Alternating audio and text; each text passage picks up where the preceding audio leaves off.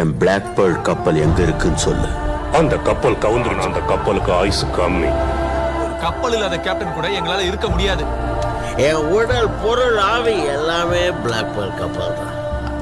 அந்த பிளாக் பேர்லை திரும்ப அடையிறது தான் என்னோட லட்சியம்.